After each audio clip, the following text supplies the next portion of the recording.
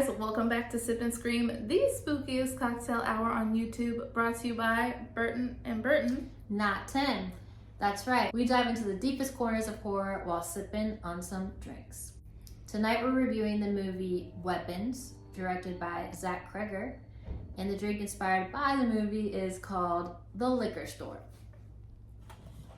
Cheers to the liquor store. Cheers. Catch the list of ingredients, there's not many, at the end of the video. Cheers. Cheers. In honor of our girl going to the liquor store 50 times in the movie. Yeah. Yeah. And I mean, let's just talk about it. Like, she Yeah. just was drinking vodka. So this is just vodka soda. Have a little LaCroix in there. Mm-hmm. And then she was pressuring that cop to drink.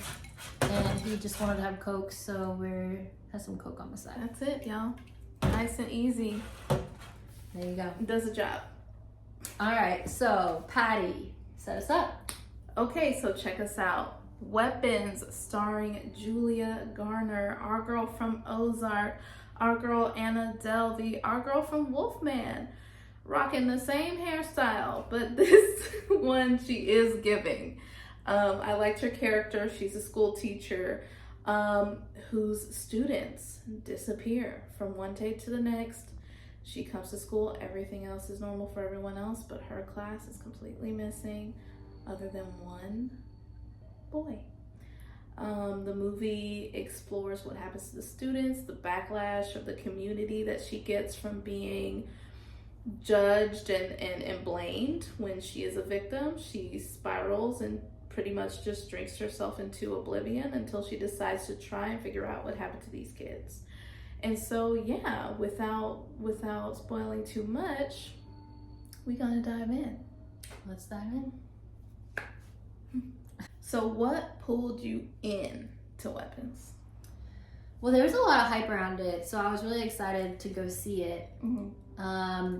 But what initially pulled me in was the narration at the beginning. Like, there's a little kid speaking and kind of giving the backstory of what happened and what's going on and how it's affecting the town, and almost similarly how I like words on screen that kind of sets a precedent. Like, this also I really like a lot. It sets a precedent. Like, there's a general setup. Like, we're being told some backstory. We're being told like kind of what to expect. Like, creepy scenario, 17 kids go missing. They show the kids running around at night, leaving their houses.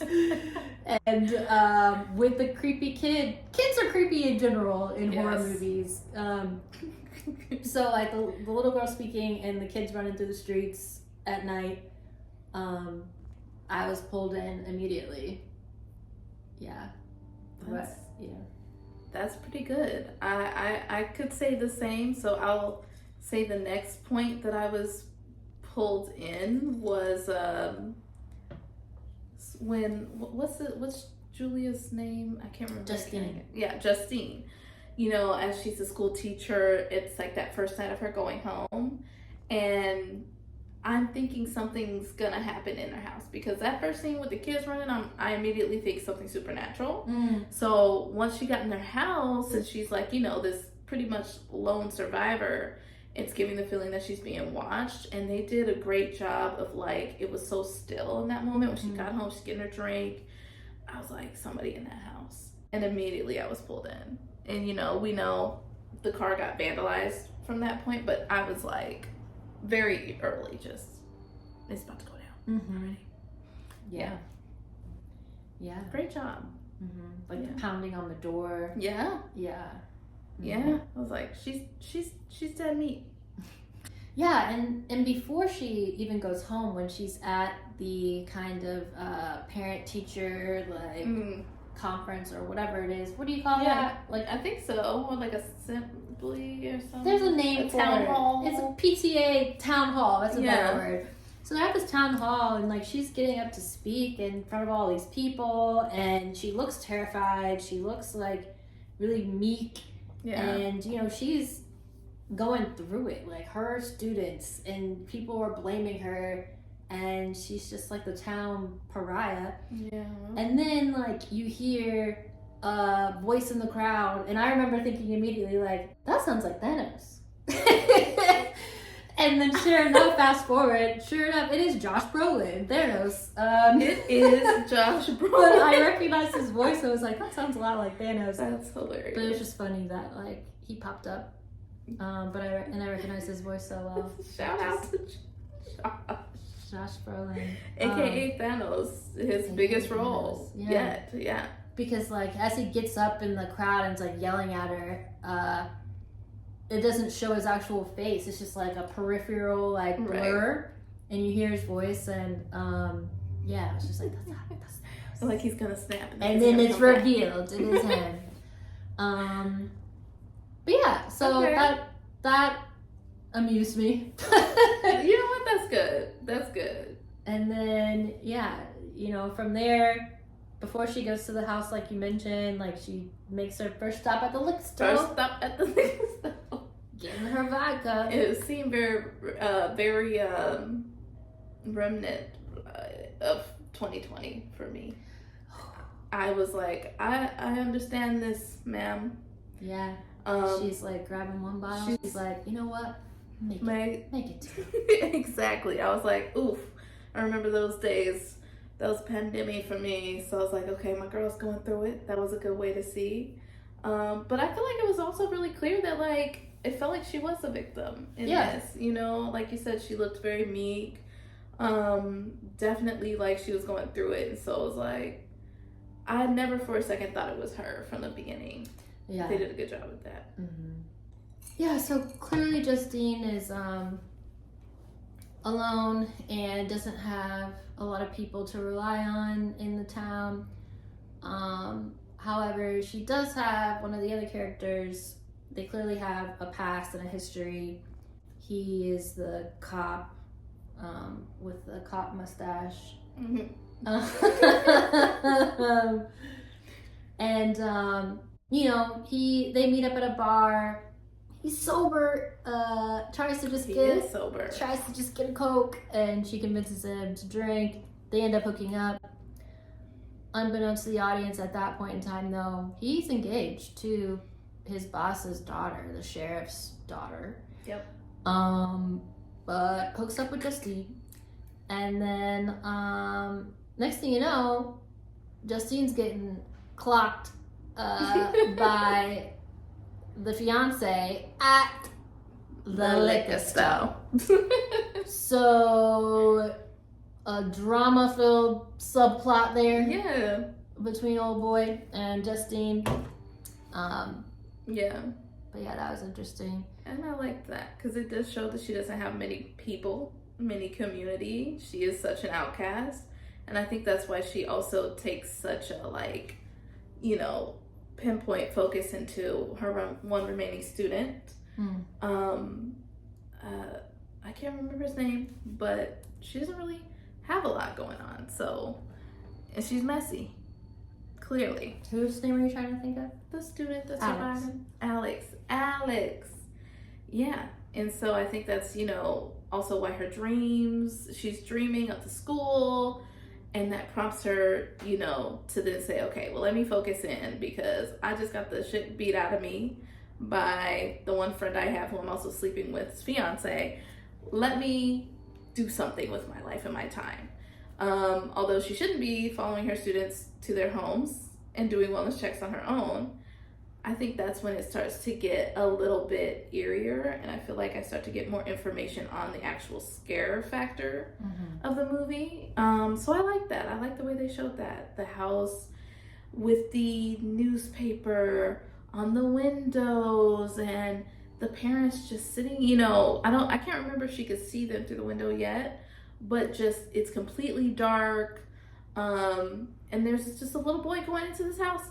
And the door opens so spookily. Like, the door opens like it's a ghost to me, or like a spirit. It's pitch black.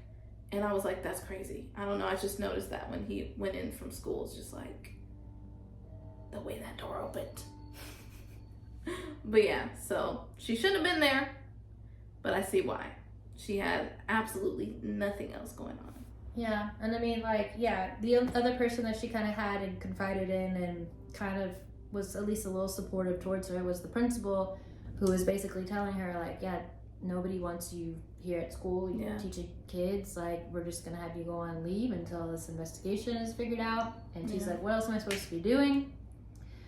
So that, like, kind of fuels more into her, like, you know, alcohol-fueled kind of stupor that she's on. And I feel like that, in turn, makes her want to go investigate.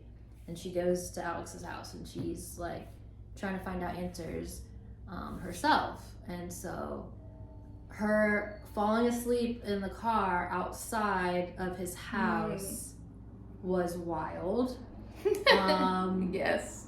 Like, in what world?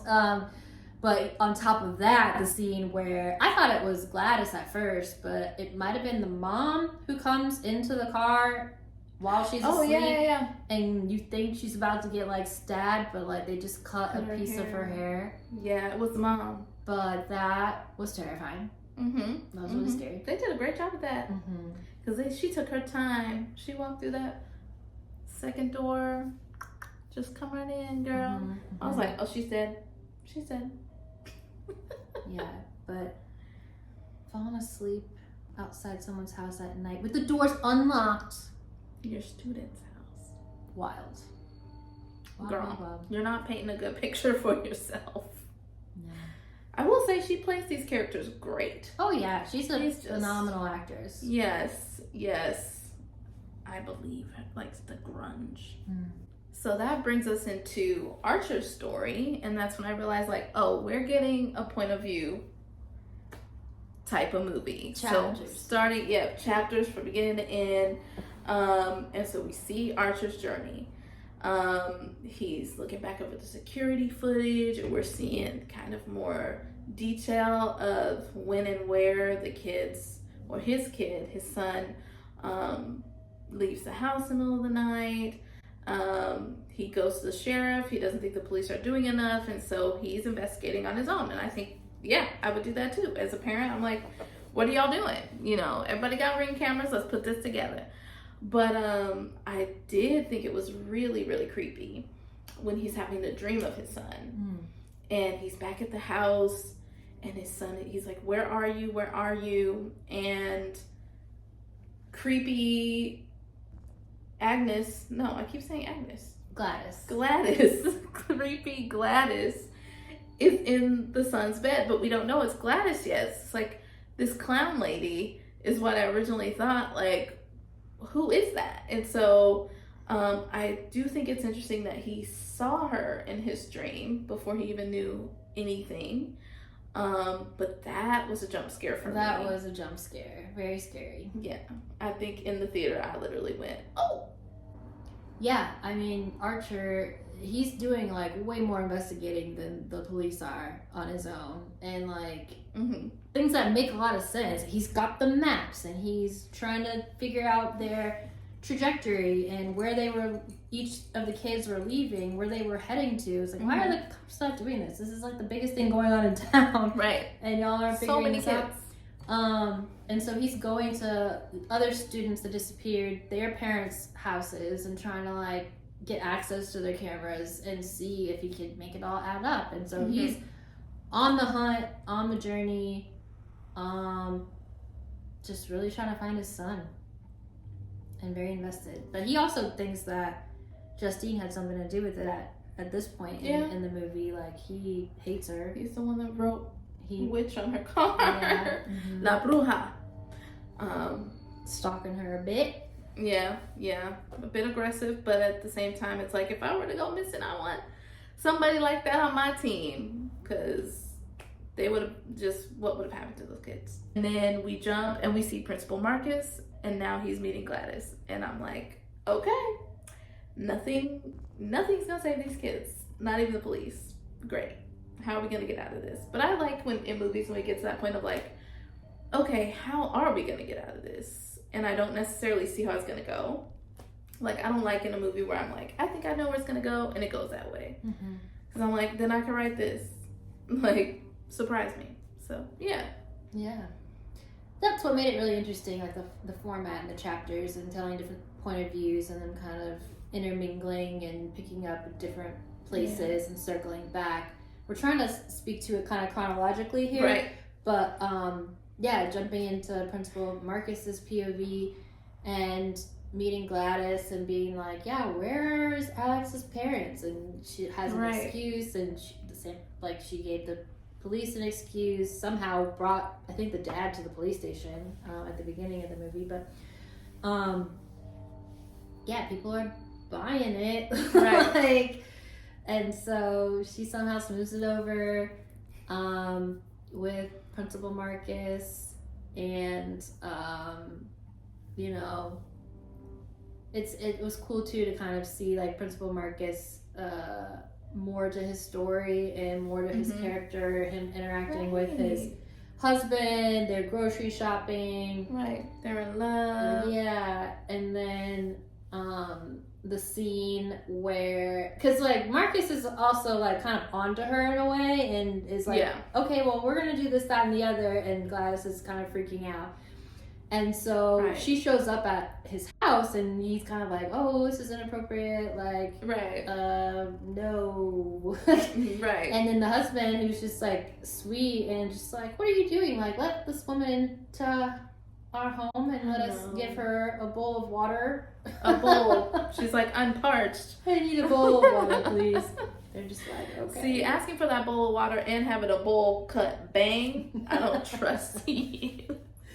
Because they were just having a nice little Saturday, Sunday afternoon. Little TV dinner. Matching Disney t-shirts, eating their hot dogs. Yes. All of a sudden, she shows up at their door and he's just like, what is going on? Right. And then like hell breaks loose. Hell literally breaks loose. You kind of see more of her like process of like the stick and being able to control people. Yeah. And just the sheer audacity. Like, she knows it works so well. It's like once she gets that bowl of water, she just... Those men loved each other, and she made Principal Marcus pulverize his husband. And then next thing you know, he's in zombie mode and out on the street looking for Justine. Right. Just eyes bulging, just running with his own like black vomit all over himself. I was like, what was that? Yeah. Just yeah. It's like, well, he gone. And so then that brings us to when Principal Marcus finds Justine at the gas station. She's talking to Archer. They're having like their own little squabble. And Archer's trying to help Justine as Principal Marcus in zombie mode is summoned and being controlled by Gladys to kill her. And luckily she gets in her car and is able to get away from him. He is chasing after her, doing the weapons position. And then Archer jumps in his truck to like chase after him, and then Marcus gets hit by a car, splattered. Yep. Then you see Archer and Justine at the hospital. Archer is now realizing that she probably has nothing to do with it, and that there's weird things going on beyond her. So they kind of team up in this moment to try to figure what's going on, because they both want to know what happened to these kids. Like, you almost like kind of forget that was where the whole movie was about. Where are the kids? Because there's all these other things going on simultaneously. But back on track with where are the kids? They're teaming up. They're sharing information, and then you get to Chapter Alex, the lone kid that was the only one not but didn't disappear, that didn't leave his house in weapons position mode, leaving his house. And why the cops didn't think that was suspicious on its own, I don't know. They did not so just follow that try much. So, then you're getting Alex's POV, and you find out more about how this all started. His parents were perfectly normal fine. and cognizant right at the beginning. They were not zombies. And, his dad picks him up from school. They're chit-chatting. He's like, yeah, like, your Aunt Gladys is really sick. She's going to come stay with us. And Alex is like, that's weird. I've never met this lady. How long is she staying with us? And the dad's like, son, I don't know. She ain't got long left to live. I'm right there with you. Yeah. I don't know. And she is, like, kind of, like, bedridden when she gets there. Yeah, which is interesting. She looks terrible. And then next thing you know, the parents are, like, comatose in seated position at the kitchen table, and Gladys is like, hey, you can't tell anybody about this because this is what I can do, and makes his parents start stabbing themselves in the face with a fork in front of him. Poor Alex. And so he's being blackmailed by this lady, and the lady, by the way, has already, like, had a subtle glow up from when she arrived at the house. Yeah, she she's didn't have any sucking hair or anything. She's sucking the life force from the parents. And so, and then she's like, you're gonna need to feed them soup. Oh, right. And so poor little Alex, day after day, is going to get soup and feeding his parents soup. And then she tells him he needs to collect things from his classmates. Yes, the parents aren't enough. Right. And so he steals their name tags at school in the classroom. Which I thought that he was smart. That was a smart little move, Alex. I was like, what's he gonna do? How's he gonna get everyone's hair? Right, I thought the same thing. I was like, maybe he's gonna steal, like, somebody's piece of gum and somebody else's little Ninja Turtle toy. Yeah, they don't play with Ninja Turtle toys. What do kids play with? I don't know. Yeah. What things? Every kid's iPhone. Fidget spinner. Oh yeah, there you go. Stealing their tablets and iPhones. Theft. He said, work smarter, not harder, y'all. So he got all their name tags, brought them back, and then that night Gladys does her little spell at 2:17, and then the kids come running. 2:17. Weapons mode. Running through his house, and he's just like, what the heck's going on? And so she puts them in the basement, and she's like, you're gonna need to feed them soup too. Yeah. Dang. All this soup this little boy is carrying home every single day. Every day, man. Nobody's questioning it. Nobody's questioning the newspapers on the windows. And I can't see just the missing no parents. welfare check on Alex at all. That poor boy working after work. That's crazy. Going home after a long day of school, feeding zombies. And then getting up to do it again. With this woman, an invader in his home, essentially. She just came in and is like, I'm the captain now. Poor thing. But he's smart. He's a smart little boy. I think that's what we end up getting revealed, through his story, which I liked. He's resilient. He may be quiet. He's observant. And he's gonna find a way out. So I like that I think we got to his story too in just a nick of time when I was kind of like, oh yeah, what is the movie about? Right. These missing kids. It's not about getting AIDS from a junkie or sleeping and cheating on your police chief's daughter or fiance. It's about the missing kids. Right. But yeah, I think there's something to said about him being smart as well when he sees Aunt Gladys. There's something to be said about him being able to see how Aunt Gladys took all the name badges and made the sticks and could kind of do her witchy thing. And he really did take note of that, and I think it's cool to get to kind of see so then we jump to it's all meeting, right? We're now all at the house.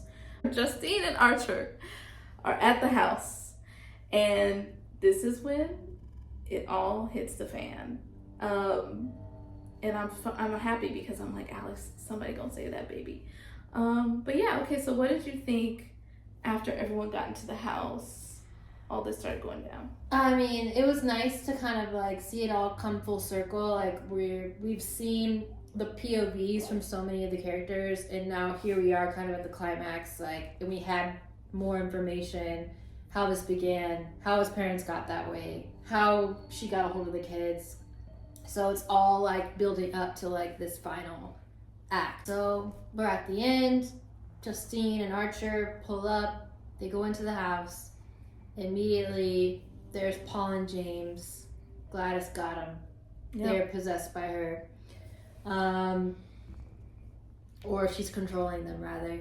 And she also has put up these like salt traps and told Alex specifically not to cross over the salt.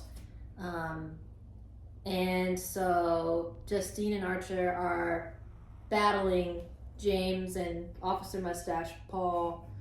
And it was kind of funny, like how James was coming for Archer, like repeatedly, and then Archer's just like throwing him, tossing him around like a rag doll, and James just keeps coming. Nothing's working. Just keeps coming. Just keeps coming. Just keeps coming. And simultaneously, Alex steps over the salt. His parents start coming for him. So he's in fight and survival mode upstairs while Justine and Archer are downstairs battling those two. Justine, unfortunately, like Paul is about to strangle her to death and has to take his gun and shoot him. Yep. Love her. And then, she takes out James as well. Archer and James end up on the basement stairs, the stairwell, and Justine comes and takes out James. And so then Archer is down in the basement, discovers the kids, going around looking for her son. Finally. And someone then finds the kids. Finally. And then jump scare. Gladys was just hanging out down there the whole time. Yeah. Grabs the necklace off him and does the little ritual so that now he goes after Justine. While that's happening, do you want to talk about Alex upstairs? Yeah, so while that's happening, Alex's parents are, coming after him. So he locks himself in the bathroom. They're beating down the door, or first through Gladys's bedroom. And so he sees all of the witchy makings, and he remembers, how she casts a spell. So he grabs a branch, and he runs into the bathroom, locks the door behind him. His zombie parents are beating down the door, and he does the brave thing. He pricks himself, and he finds one of her straggly ass hairs that she got left on her head. And she wraps around the twig, and boop, and it's like she felt it. She sensed it come through her, like, oh shit. It's like, yeah, girl, you doing this in front of the boy. You don't think he's gonna remember? Like, you the only one that can do this. And that's when the zombie army of children comes for Gladys through the entire neighborhood. They then busted through 5-6 people, different homes.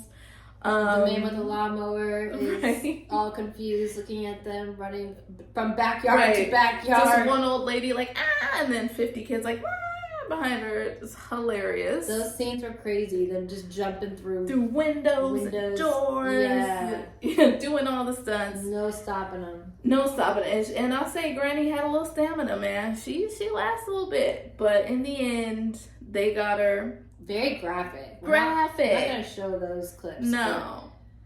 But I'm surprised for that they let it go that far with kids too, just ripping her to shreds, literally. But when she does die, that does break the curse on Archer, and so he stops attacking. And the parents and the kids, everyone. But it's kind of sad because it seems like for those who have been in it longer, that just because the curse is broken, that they don't necessarily return to their full selves. And we see that in Alex's parents, where they're just kind of there, but they're just no longer like attacking. And so I'm curious, as to what happens. And maybe that's part of the lesson is like, just because you undo something doesn't mean that it's all like happy endings for everyone. Not sure if there was even a meaning to it, but it was kind of like a bittersweet ending. Yeah, like Archer finds the kids and picks up his son, and Yeah. That's kind of the last scene of him walking up, and then you have the narration from the little girl, I think, again, who's saying, like, some of the kids went back to normal, some of them learned to speak again after a few months. Yeah. Alex's parents, I don't think ever fully recovered. But yeah, I mean, that was the end. Very, like, kind of roller coaster of a movie for sure. All right, so ratings for weapons. 3, 2, 1. 6.5. Good. That's funny. I was gonna say 6.5, but I was like, I think I liked it a little more than I gave myself credit for. I did like the style of doing it in chapters. I haven't seen that in a long time, in rarely many movies, but especially a horror film. So I thought that was cool, having the story all come together like that. Not that every movie has to have a point, but it felt a little like it was missing a point to me. It was like a little bit all over the place in having so many chapters, but overall still really good, really engaging. 7. Yeah, I mean, I definitely agree. Like, the chapter format was really cool. Again, like I think I mentioned, it kind of took me out of it just a little bit at times, because I was like, wait a second, what does this have to do with anything? Are we just looking for the kids? No one's talking about the kids anymore. But it circled back, and I think it did that really well, circling back. There was a lot of like comic relief with James. Even like when he went to the house and like the parents are sitting on the couch, is really creepy, and he's like waving his hand in front of the parents and like just so out of it. He was such a like just funny character. Yeah, he was. It kind of definitely, I don't know, it gave a different perspective for me, having a lot of that comedy sprinkled through. But in general, I thought it was cool. Gladys as kind of the protagonist, like, character, she was witchy, she was creepy, and apparently they're doing a prequel. I think I heard that. Okay. Gladys is getting a spinoff. Let's go, Gladys. I'm here for it. That was all I was seeing of that bowl bang, but that's okay. And yeah, I mean, just the concept of weapons in general, and kids being creepy, and just thinking of a kid running and their arms out like this, and even the adults that were under her spell doing that pose, like, that really stuck with me too. But yeah, it was good. 6.5 for me. Yeah, that sounds about right. Weapons. Well, is that it? I think we're all wrapped up here on weapons, y'all. All right. Well, outro cheers. Cheers. Cheers to weapons. Weapons. See y'all next time. Bye. Ba, ba, ba, ba, ba, ba, ba.